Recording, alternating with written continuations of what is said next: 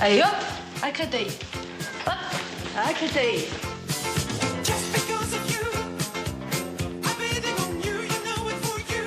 Encore verrai-je pays merveilleux où ceux qui s'aiment vivent à deux. Quand te reverrai-je, l'Inuit merveilleuse. Voilà ce qu'aurait pu chanter Michel Blanc s'il était toujours parmi nous. Car oui, incroyable mais vrai, c'est bien à Créteil que mène le téléphérique que vous voyez juste derrière moi. Bonjour à toutes et à tous, bienvenue dans Parigo, un Parigo exceptionnellement en direct à l'occasion de l'inauguration. C'était il y a quelques minutes, on va d'ailleurs voir ces images tournées ce matin même. Eh bien, du Câble 1, le tout premier téléphérique d'Île-de-France qui, ça y est, relie en 18 minutes chrono Créteil à Villeneuve-Saint-Georges. Il dessert 4 communes, dont Valenton, où je me trouve et où m'attendent d'ailleurs plusieurs invités. On va les rejoindre dans un instant, mais tout d'abord prenons la direction de l'Imeil Brévannes où ont lieu les festivités ce matin. C'est là que se trouve Antoine Delcourt. Bonjour Antoine. Bon, clairement, il y a foule depuis ce matin. Il y a un vrai effet de curiosité par rapport à ce Câble 1.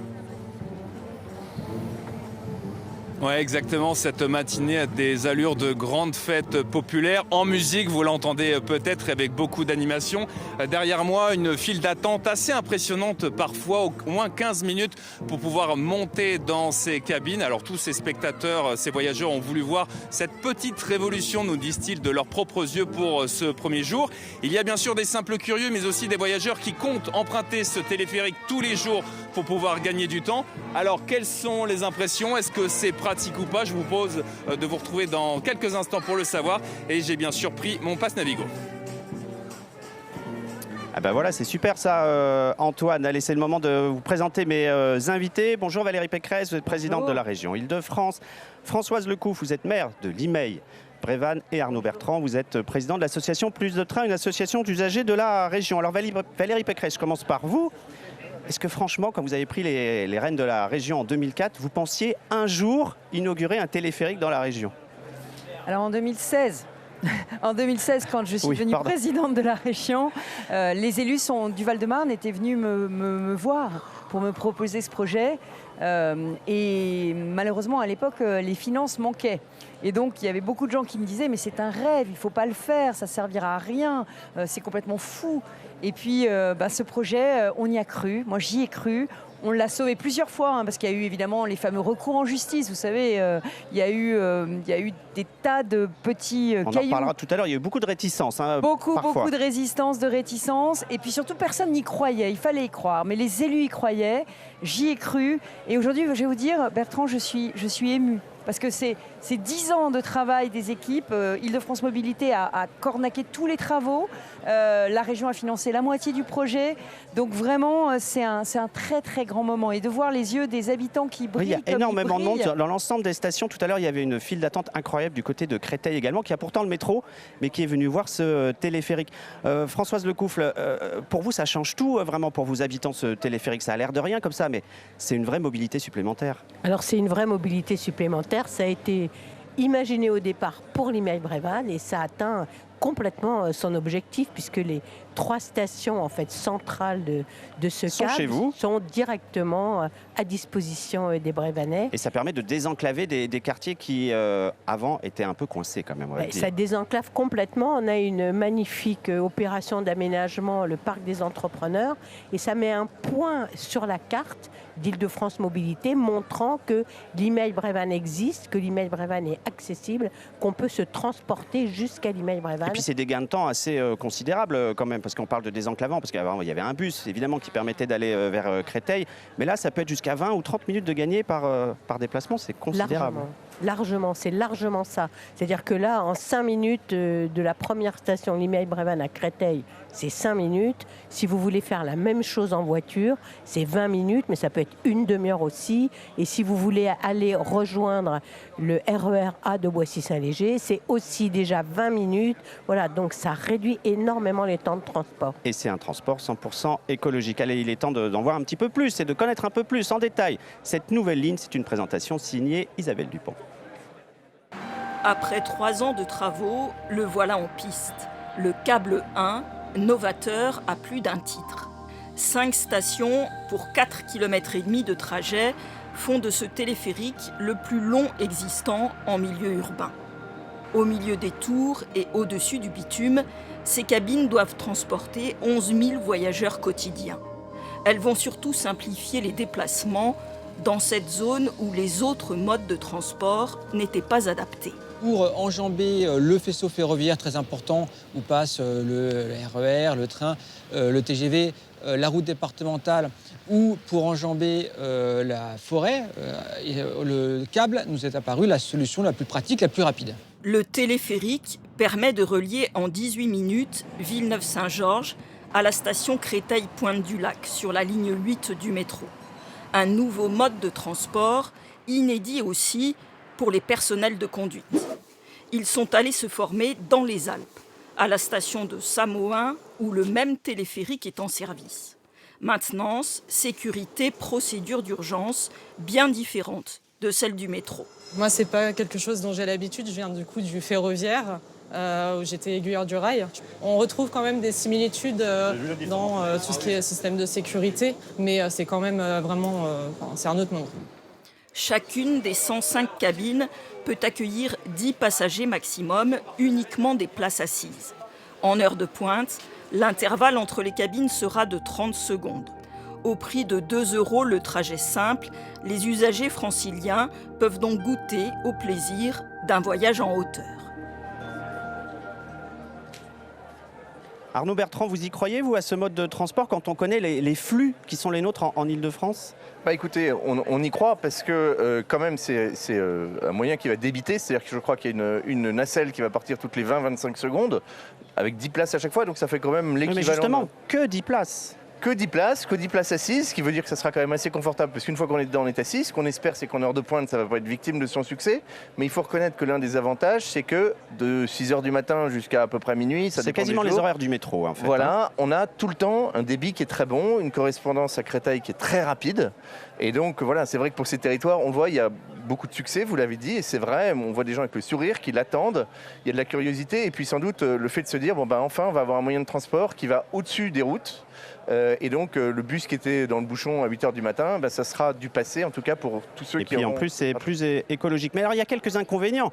C'est-à-dire que s'il y a du vent, bon là aujourd'hui c'est parfait, à 70 km/h, on commence à ralentir, à 90 on passe plus, et puis...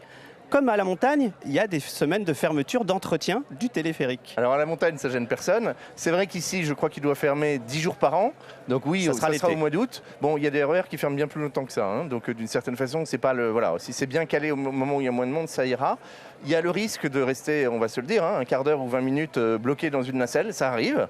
Maintenant, voilà, c'est très sûr comme moyen de transport. Il y a la question de la sécurité, où les opérateurs IDFM nous disent qu'il y a beaucoup de choses qui sont en place pour pouvoir suivre ce qui se passe dans une nacelle. Mais ça sera un point d'attention pour voir si ça se passe bien.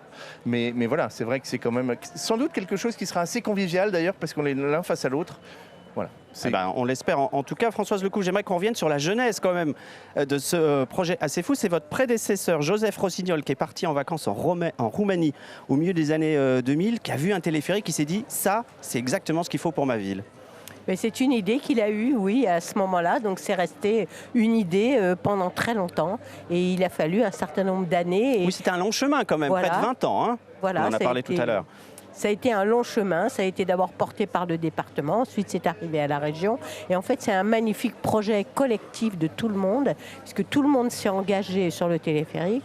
Et en tout cas, à Limeil-Brévannes, qui est principalement concerné, il n'y a pas eu d'obstacle du tout, en fait. C'est vrai qu'à Créteil, on peut imaginer que ça servait pas à grand-chose. Il y a eu quand même pas mal de réticences. Il a fallu convaincre. À côté d'ici, il y a les pompiers qui ne voulaient pas être survolés, il y a Valeo qui ne voulait pas être survolé, il y a eu les riverains de Créteil. Ça n'a pas été si simple que ça de convaincre tout le monde, Valérie Pécresse.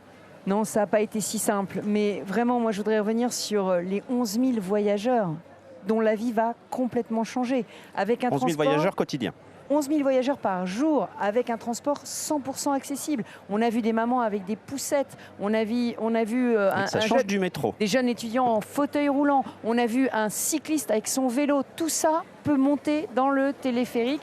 Donc évidemment, ce 100% accessibilité, j'allais dire, il nous fait tous rêver. Et il me rappelle que le métro pour tous, c'est mon grand projet qu'on lance en 2026. Oui, il va falloir trouver quand même 20 milliards d'euros, c'est pas pour Absolument, tout mais de vous savez suite. que, y compris pour ce câble-là, il a fallu trouver l'argent. Donc c'est mon rôle, on va trouver en parler l'argent. dans un instant. Allez, comme promis, on va retrouver Antoine Delcourt qui est à bord d'une des 105 cabines en circulation pour voir ce que pensent les usagers tout simplement de ce nouveau câble 1. Alors moi personnellement, Bertrand, ce qui me frappe ici, c'est le silence dans ces cabines de 10 personnes maximum. Je suis avec Aurélien. Aurélien, bonjour. Bonjour. Quelles sont vos premières impressions? Regardez-moi. Que je veux dire, ça fait tout drôle de découvrir ce genre d'installation en région parisienne. Et honnêtement, ça fait même plaisir de pouvoir l'emprunter, surtout moi qui suis un passionné des transports et des remontées mécaniques. Donc, je suis heureux d'être ici malgré la queue particulièrement longue qu'on a eu à faire pour y monter. Voilà. Xavier, il y a un petit mot aussi. C'est assez impressionnant ou pas? Quelles sont vos premières impressions? C'est la première fois que je prends une télécabine en Ile-de-France et même au cas général. Donc je suis très satisfait. Vous n'avez pas le vertige? Non, ça va, vu que c'est fermé, donc il n'y a pas de vertige. Mais surtout, c'est une grande première pour moi qui suis grand passionné de transport. Merci beaucoup, voilà pour ces premières impressions, Bertrand. Merci beaucoup Antoine. Alors on a vu, il a fallu convaincre, là il y a un vrai engouement, mais il a fallu convaincre. Est-ce que finalement les vrais atouts de ce téléphérique, c'est que finalement c'est rapide à construire, 3 ans seulement de travaux, et finalement ça coûte pas si cher. Vous parliez de 20 milliards tout à l'heure, là c'était seulement 138 millions d'euros qu'il a fallu trouver. C'est ça finalement les atouts principaux du téléphérique? Alors quand même un grand coup de chapeau à Île-de-France Mobilité qui, avec le groupement Doppelmayr, a supervisé les travaux. C'est un transport qui est arrivé à l'heure. Et c'est un transport qui est arrivé dans le budget. Et ça n'arrive pas tous les jours. Et ça n'arrive pas tous les jours. C'est un petit aiguillon pour tous ceux qui fabriquent des nouveaux transports en Île-de-France. Mais vous avez raison, vous avez complètement raison. Quand on voit à la fois l'engouement, l'attractivité de ce type de transport, leur accessibilité et finalement le coût qui est bien moindre qu'un tramway, ça donne envie. Alors dès 2019, au moment où on a lancé l'enquête publique du câble, je me suis dit, tous les territoires vont m'en demander. Le jour où on l'ouvrira. Mais ça, on va en reparler dans un instant, parce qu'il y avait plusieurs projets qui étaient lancés. Absolument. Mais avant de parler de ça, j'aimerais qu'on voit que ces téléphériques urbains, en fait, ils sont de plus en plus nombreux, à la fois en France, mais aussi à l'étranger. C'est pas du tout un transport exotique, comme certains pourraient le croire. On voit ça avec Denis Tanchereau. Le téléphérique transportant des passagers est né à la fin du 19e siècle. En France, le plus ancien est celui de Grenoble en 1934 et modernisé en 1976 avec les célèbres bulles et un mémorable couac le jour de son inauguration. Cet hélicoptère de la protection civile qui a réussi à treuiller 36 voyageurs prisonniers des 6 cabines supérieures en moins d'1 heure. Un téléphérique urbain puisqu'il démarre du centre-ville mais à vocation essentiellement touristique. Il permet de rejoindre le fort de la Bastille qui surplombe la ville. C'est seulement en 2016 que le deuxième téléphérique urbain est construit en France, à Brest. Il relie les 2 rives du fleuve, la Penfeld, qui coupe la ville en 2. Depuis 2020, les projets se multiplient. Toulouse et Saint-Denis de la Réunion en 2022, puis Ajaccio et Créteil cette année, avec désormais plusieurs stations le long des lignes. À Toulouse, le Téléo compte 3 arrêts et dessert une université et un hôpital. J'ai 11 minutes dans le téléphérique, après je suis en vélo, j'y vais directement. Si je m'amuse à faire le tour, j'en ai pour 1 heure avec les bus et tout, c'est l'enfer. À La Réunion, le Padang dessert 5 stations sur un territoire où la montagne et la mer rendent difficile le déploiement d'infrastructures de transport. En Corse, Angelo, inauguré le 18 octobre dernier, relie le centre hospitalier d'Ajaccio à 3 stations. Ailleurs dans le monde, Mi Teleférico, de La Paz en Bolivie, est le plus long, 36 stations entre 3000 et 4000 mètres d'altitude. En Colombie, le métrocable de Medellín, 16 stations et 40 000 passagers chaque jour. Ou encore ici à Rio, El Teleférico a désenclavé une des favelas les plus violentes du Brésil. Au total, il existe 80 transports urbains par câble dans le monde, comme ici à New York. Bordeaux, Marseille, Lyon et Nice attendent elles aussi leur téléphérique. Excuse me, please. Alors Valérie Pécresse, est-ce que ce câble 1 sert de bêta-test géant finalement avant de lancer d'autres téléphériques dans la région? Comme je vous le disais, je savais que les territoires, dès qu'on inaugurerait, ils en demanderaient.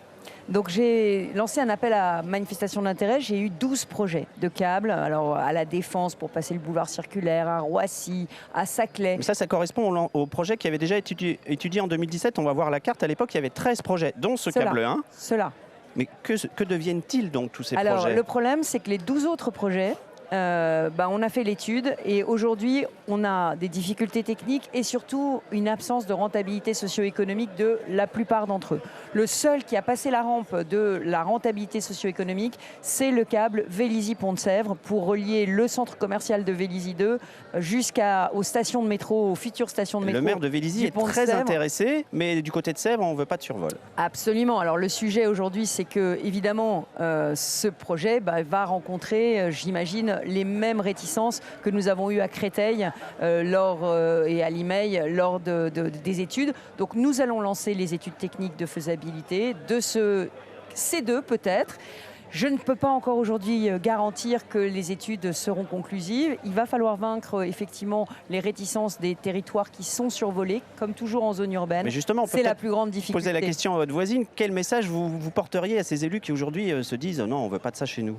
En fait, je leur dirais de venir voir et de penser à l'intérêt d'un téléphérique qui peut être monté rapidement, qui peut avoir des cabines qui peuvent s'assombrir à certains moments pour empêcher les vues et que donc c'est tout à fait possible. Celui de Brest, par exemple, s'opacifie. Oui, parce qu'il survole une base militaire top secret. Donc à certains moments, il est opaque, à d'autres moments, et vous voyez tout à fait ce qui se passe autour de vous. Donc il y a des solutions. Et ce qu'il faut imaginer, c'est que quand vous êtes piéton au pied d'un des poteaux, vous n'entendez absolument rien. C'est ce que disait Antoine Delcourt tout à l'heure, c'est excessivement silencieux. Arnaud Bertrand, vous, parmi tous ces projets, il y en a qui vous paraissent plus pertinents que d'autres? Peut-être celui de Vélizy? Ce qui est intéressant, c'est pas un moyen, on ne transporte pas autant de monde que dans un métro, on l'a dit bien sûr, donc c'est probablement en bout de ligne, probablement pour mailler mieux le réseau, aller de Vélizy jusqu'au Pont de Sèvres, il y aura la ligne 15 aussi, donc il y aura 2 lignes de métro, ça sera un pôle important, ça peut être pertinent, prolonger des lignes de métro, relier des gares de RER à des lignes de métro où ça prend beaucoup de temps, voilà. Il y a plein d'endroits en Ile-de-France, probablement un peu plus loin de Paris, puisque dans Paris il faudrait des choses plus capacitaires, où c'est quelque chose qui peut être pertinent. Il y a 35 ans, la première ligne de tram à Saint-Denis, peu de gens y croyaient. Maintenant, il y a une quinzaine de lignes de tram. Et tout le monde en veut. Voilà. Et il y a plus d'1 million de voyageurs quotidiens qui prennent les trams. Françoise Lecoufle, Arnaud Bertrand parlait un instant de prolongement vers le RER. Vous n'auriez pas aimé que ce câble 1, il aille de l'autre côté, vers le RERD? Alors vers le RERD, ça dépend pas de moi, mais c'est vrai que c'est plus compliqué de descendre vers le RERD. Donc ça peut être étudié aussi, parce que là, vous survolez énormément d'habitations pour redescendre au RERD. Mais en termes de connectivité, ça aurait été sans doute aussi intéressant, j'imagine. Même s'il y a les bus qui y vont plus facilement, je crois. C'est vrai, mais ce qu'on voudrait surtout, nous, c'est la prolongation de la ligne 18. Vous voyez, pour aller vers Rungis, Orly, etc. Alors ça, c'est encore un autre débat. Il faudra mettre la main à la poche du côté de l'État ou d'Île-de-France Mobilité. Dernière petite question, Madame Pécresse. On a parlé de sécurité tout à l'heure. Je ne sais plus quel invité en a parlé. Certaines se sont interrogées sur le niveau de sécurité dans ces petites cabines. Faut-il s'inquiéter? Alors d'abord, il n'y aura pas de frotteur dans les cabines du câble puisqu'on est assis. On est forcément assis, donc déjà c'est un sentiment pour les femmes de grande sécurité. C'est un câble vraiment où on a un confort de transport qui est très important. Évidemment, les cabines sont vidéoprotégées. Dans chaque station, il y a des agents comme dans les Alpes. C'est-à-dire qu'en fait, vous avez de la présence humaine. Finalement, il y a presque plus de monde ici que dans le métro, parce que sur un quai, il n'y a pas de présence humaine. Bien sûr, il y a plus de présence humaine. Tout est filmé. Il y a un bouton d'alarme dans chaque cabine. Donc en réalité, moi, je dirais à tout prédateur qui veut s'attaquer à une femme de surtout pas venir dans le câble 1 parce qu'il n'a aucune chance de s'en sortir. Et de surtout pas le faire de manière générale. Françoise Lecoufle, est-ce que vous serez une utilisatrice quotidienne de ce câble 1? Alors quotidienne, peut-être pas, mais 2 ou 3 fois par semaine pour aller, par exemple, à l'hôtel du département, je mettrai extrêmement peu de temps pour y aller. À partir d'ici. Bon, et vous, Arnaud Bertrand, il va falloir moderniser la ligne 8 aussi maintenant, peut-être, non? C'est le message. Voilà, la ligne 8 n'est pas la plus simple, et donc si elle peut être modernisée pour amener en toute fiabilité au téléphérique, c'est super. Mais les nouveaux métros sur la ligne 8 arrivent en 2029. Oui. C'est commandé, c'est fait, et ça arrive. Un petit peu de patience. Merci beaucoup à vous trois d'être venus dans ce Parigo. Voilà, j'espère que vous en savez un petit peu plus sur ce câble 1. Nous, on se retrouve la semaine prochaine, même jour, même heure. Passez un très bon week-end. Salut!